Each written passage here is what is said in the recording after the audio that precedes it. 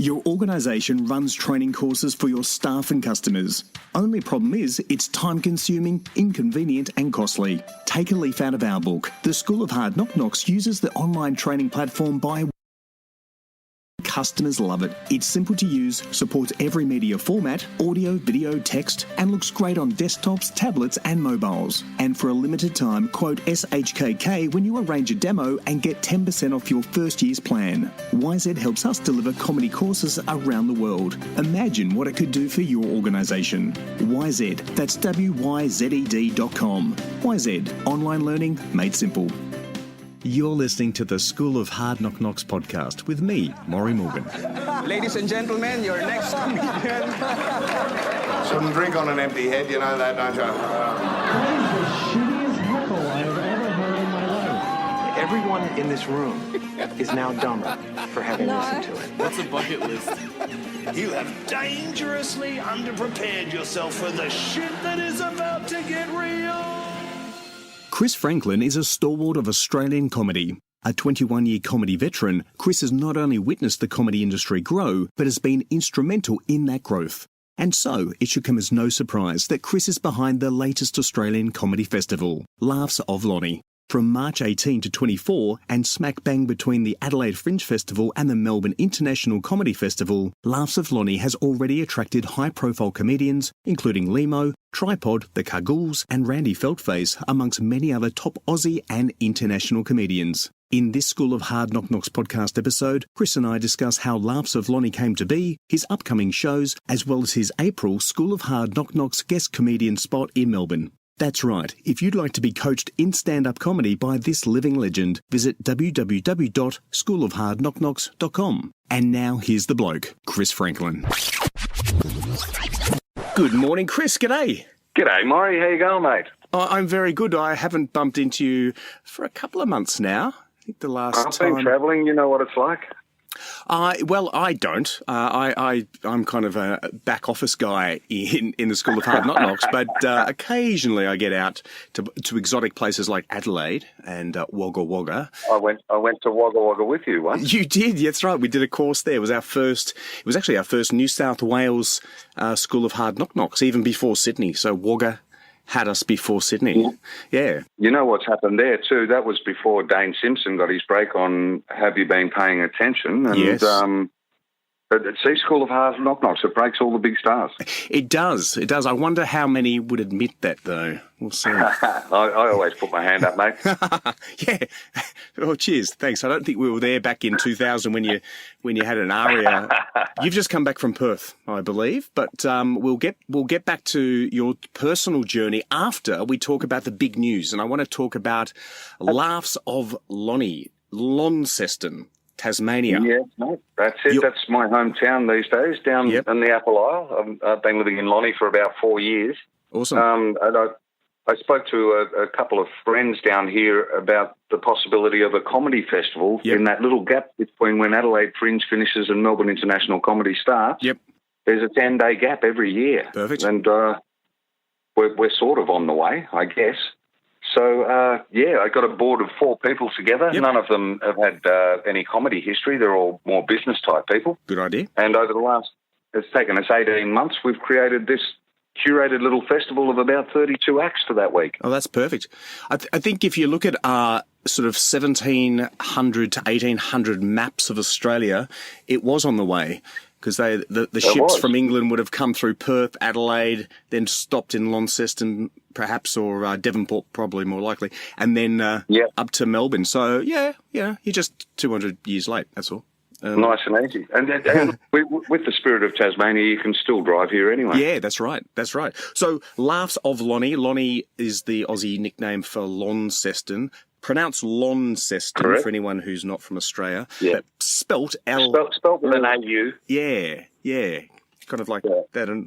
But pronounced with an O. Kind of like Melbourne is a bin, but it's an OU. Yeah, it's weird. So it's March 18 to 24. As you said, the 10 days between the Adelaide Fringe Festival and the Melbourne International Comedy Festival. Now, talking about international, you've gone, we're also going to be international. So it's called the Launceston International Comedy Festival. Who's international in the lineup? Well, we've got Brian O'Gorman from Canada is coming down. There's a couple from Canada. There's also Sharon Mahoney and Lars Callio. We've got Kirk Smith and Eddie If from the US of A. Yep, Eddie If. Yeah, good. We've got, he's a Pom, but the Aussies love him. That's Stephen K. Amos is coming down. Yes, he's excellent. Also from the UK, we've got the Best of British show. We've got Kai Humphries, a fella who just won, probably a month ago, in the British Comedy Awards, the best comic in the UK, a fella called Andy Askins is coming down. Awesome. So looking forward to that. From Scotland, we've got Leo Kearse coming. Kerry Marks from the UK. Cal Wilson, I guess she still qualifies as being from New Zealand. Yep. Even though she almost lives here. The Kagools are coming from the UK. Awesome. Fantastic act. Yep, so we've got plenty of overseas content coming down. Excellent. I just want to make that very clear because some people might go, ugh, really international? But no, you've covered it very well. That's awesome.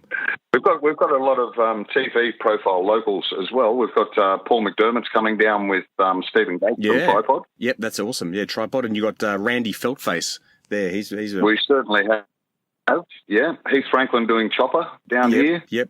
And some of the better circuit comedians like Jacques Barrett. Yep. Luke Heggie, Nick Cody. Yep, excellent. Cal Wilson's there. She's coming down. Yeah. Georgie Carroll, who's originally from Adelaide, and Laurie Bell from Adelaide as well. We've got a little bit of Adelaide content. Excellent. It is good. It's good. Solid. In terms of Adelaide, we're also having an Adelaide venue as a pop-up venue here. The Rhino Room, very famous Adelaide comedy venue. That's right. Is going to pop up in Launceston for a week. Oh, excellent. Is that like in a building or is it a tented marquee? No. We're all our venues will be licensed establishments that are already established around Launceston. Yep. And for the Rhino Room, we've leased a shopfront area in the CBD that would convert into a pub performance space very easily. Excellent. Oh, that's awesome. That's awesome. And what about yourself? I'm looking at the lineup here. I don't see a Chris Franklin face. Are you going to have your own solo show or MC or just jump around? If you go to the special events section of the Laughs of Launnie website, you'll see Chris Franklin's After Party. Yes. Okay. Which is a similar show that I do in the Melbourne Comedy Festival. Late night, anything goes, drunken. Yep. Get-together of comedians, basically. Because our festival's curated, I've designed that so that every act that we've already mentioned and every act that's coming to Launnie will appear in that show at some stage through the week. Awesome. Is that kind of like it's not like the Exford show that you do during the Melbourne International Comedy Festival, or is it slightly different? It's sort of a cross between the after party I do at the Exford and the late and live that they do at Max Watts there in Melbourne. Yes, it'll be a more professional Exford version, if that makes sense. Nice. And will we be witness to a new mullet, or are you skinhead or crew cut? I was skinhead about 2.5 months ago. It's up to about an inch now. Okay. It's going at its own pace. I'm not sure if it'll be back in full mullet by then, but it will be back to some stage. Well, perhaps we'll give a little plug out to why you did that. So recently on your social media, you did have your head shaved for charity. Tell us more about that. That was correct. An old friend of mine from the very beginning of the Melbourne Storm Rugby League Club, a fellow called Ben Rorty, played in Melbourne's first premiership. He runs a weekend every year called Camp for Cancer, where he just invites people to come camping. He's got a property out of Melbourne that he allocates camping sites in the farm. And you pay $100 for your site. All that money goes to raise money for cancer research. Awesome. They have music, comedy, all sorts of things. And my partner Michelle and I have been going for years and supporting the event, and he was getting me up to do comedy every year. And I said, mate, I don't want to do comedy this year. I want to do something, but the audience would have been sick of me by now, basically. So how about I shave the mullet off? He said, if you do that, we'll raise a fortune. So we shaved the mullet off on stage, and through social media and the people that were there, we raised $10,000 for cancer research. Oh, awesome. Awesome. Yeah. And as the mullet, did you keep the hair in a lock? Is it going into a diary? Is it being sold to science? A museum, maybe? No. It was twofold, the shaving of the head. All the hair went to a company called Real Hair Wigs. And they make wigs for people who are going through chemotherapy and losing their hair. So there might be a poor little 6-year-old girl suffering from leukemia getting around with my mullet on at the moment. Oh, that's worrisome. Yeah, excellent. Because there's a couple of grey hairs in there, isn't there, I imagine, by now? I thought it had come back completely grey, but it's come back completely brown. There's no greys in there at all. The beard is still grey, but the hair's come back a nice brown. Oh, there you go. Positivity at the end of that. Well, that's awesome. That's awesome. So with LOL, Laughs of Launnie, going back to that, which is awesome thing to do. What can people expect during those days of the show? You've got was it 8 days? No, 6 days. 6 days. Yeah. The 18th to the 24th. Yep, yeah. Excellent. It starts on the Monday. Adelaide finishes on the Sunday, and we kick off straight away on the Monday. Monday night, we just have our gala. Yep. It's the only show on, and that will involve half of the acts that we're bringing down here. Awesome. Tuesday night, we're doing the charity gala, which is the other half of the acts, just as strong a show. We're dividing it up evenly. Yep. So, yeah, that's the only thing that's Tuesday night.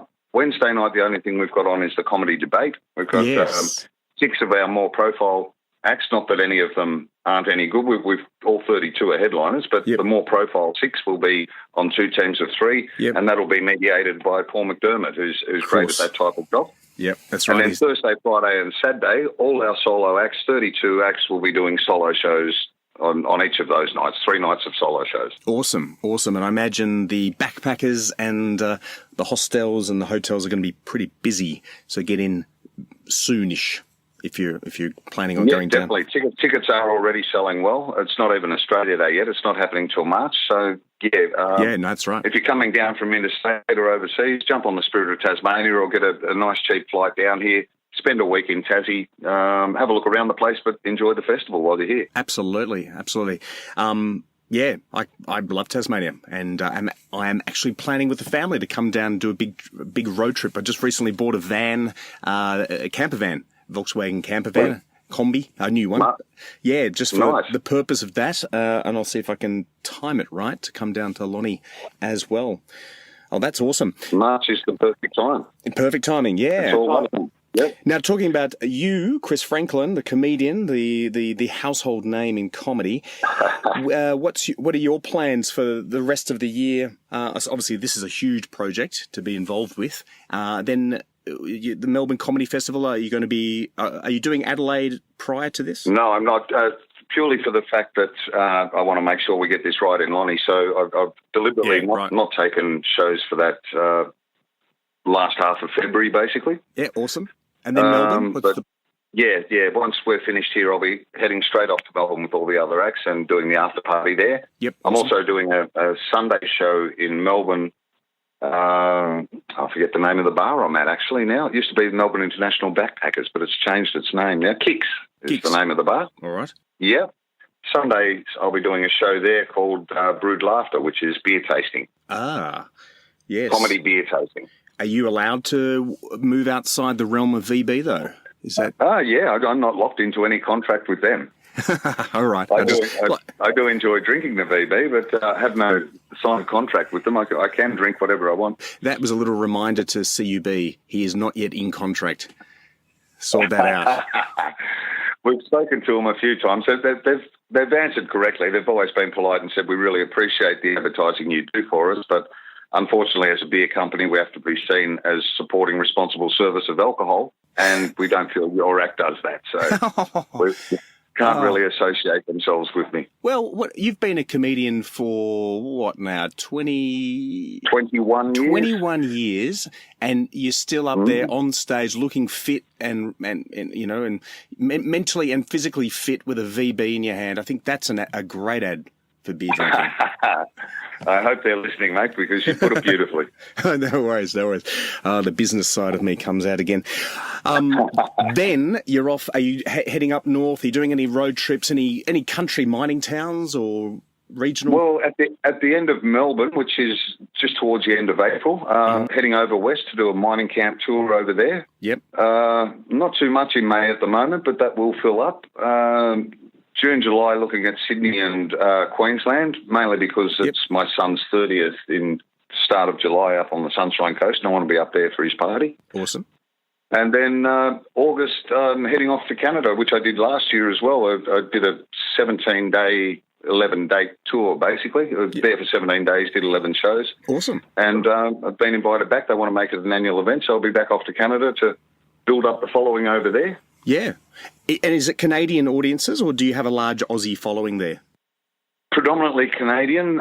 You get in amongst the Canadian Rockies there at the snowfields. There's quite a few Aussies working in the mountains there. So that's about 50-50 there. But through Alberta, like Calgary and Edmonton, and more southern Alberta in what they call the prairie area there, they're mainly Canadian audiences, but they're basically Australians with American accents, I think. You think so? Yeah. They've got a much better sense of humour than the Americans, and because they're a British colony, I guess. But they understand it. So, it's very easy to work over there. It's a lot of fun. Oh, awesome. And we've got you at the School of Hard Knock Knocks for the April course in Melbourne. I'll make sure. You have indeed, yes. Right in the middle of the comedy festival. Yeah, that's right. April, our course is April 21 to 25 in Melbourne, but you'll be coming in on April the 22nd, I think. We'll confirm those dates to do a meet and greet and talk about your life as a comedian to the students. And then, of course, you'll be headlining on the 25th. We'll make sure all those are locked in beforehand. They're locked in from my end, I was just going to say. Oh, awesome. That's great. And then I think we're going to, if I haven't already booked you, the next day, which is the Friday, the 26th of April. I'd also like to get you for that for our Punchlines Comedy Club, which is in Port Melbourne. And that's where we have a headliner. You're the example in this case. We have the headliner, and then we have an MC, and other performers are all graduates of the School of Hard Knock Knocks who have gone out into the vicious, horrible world of open mics for a number of months, sometimes years. And then we bring them back and we pay them to perform to a paying audience. So, yes. I'm looking forward to that one. I always enjoy the graduation show at the School of Hard Knock Knocks, watching their first ever show, but it'd be great to see a few of them after they've done a few gigs and quite possibly getting their first ever paid gig as well. It is. Yeah, that's right. It often is the first paid gig. And of course, you do get a different audience, because on the graduation night, there are some people that are very extrovert and invite all their friends. And we've had one guy bring about 60 people to his graduation. Then we have other people that don't want to bring a soul because they're just worried that they're going to bomb on stage, which they don't. Then they realize they don't bomb on stage. And then they're like, oh, I don't have any friends to show my performance. And we're like, well, we'll see you in a month's time at Punchlines Comedy Club. And then that's when they bring all their friends and family along. Well, it's interesting. I remember 21 years ago when I started out in comedy, there was no schools like this. We actually did comedy in black and white back then. But yeah, that's right. we would always invite people to our first few shows. The open mic rooms generally rely on that, the young acts bringing people to watch them. So we'd invite people, and you'd find the more often you did the open mic, the less people you were able to invite because they were just sick of watching you. That's it. We've supported you 4 times, mate. Not coming anymore. That's right. So finally you have to shave your mullet off. It's the only alternative, is it? That's... Well, awesome, Chris. It's awesome to talk again. And of course, we're hoping very soon that you'll be a face on television with Is This Thing On, the TV show that the 6-part TV show that we produced. You are in episode 4. I'm really looking forward to that, mate. There was a lot of fun filming on the day. It was sort of taking School of Hard Knock Knocks to the next level, wasn't it? It was, the school on steroids, that's for sure. With, would we have 6 headliner comedians teaching 10 students over 6 days and culminating in a show of around about 250 to 300 people. And many of those people had never performed ever before. So yeah, that's right. I mean, even the course through the week, instead of just talking about things in the class as you do in the general School of Hard Knock Knocks, we went out and did things. We took them out to a primary school. They jumped out of an aeroplane.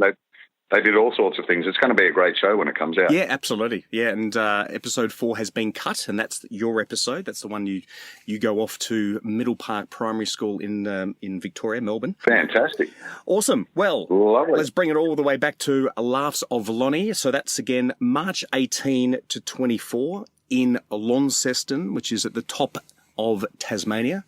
What's the drive from Devonport to Launceston take? It's an hour's drive once you get off the ferry. If you drive down, it's just on 100 k's. It's all highway all the way down, and it's beautiful. We are negotiating, although it's not finished at the moment, with the Spirit of Tasmania. they may be taking a lot of our acts back to Melbourne who will be performing shows on the ferry overnight. If you haven't been on the Spirit, if you haven't been on the Spirit, it's like a cruise ship. It's got restaurants, it's got a poker machine room, it's got 2 picture theatres, it's got a bar, performance area, all of that type of thing. So we're going to do, once the deal's finally struck, a couple of gala shows on the ferry heading back to Melbourne overnight. Makes perfect sense. Awesome. Yeah. Oh, well, you've got yourself set up. That's awesome. Yeah. And for anyone listening to this podcast, Chris, what's the website? It's Laughs of Launnie, Launnie, Launnie, laughsoflaunnie.com.au. Beautiful. All right. And it's a very good website and mobile friendly, which is fantastic. So easy to access your tickets. Chris, awesome. Thanks very much for your time, and I look forward to bumping into you, if not in Launceston, then definitely in Melbourne. Always a pleasure chatting, Murray. Thank you very much. Cheers, Chris.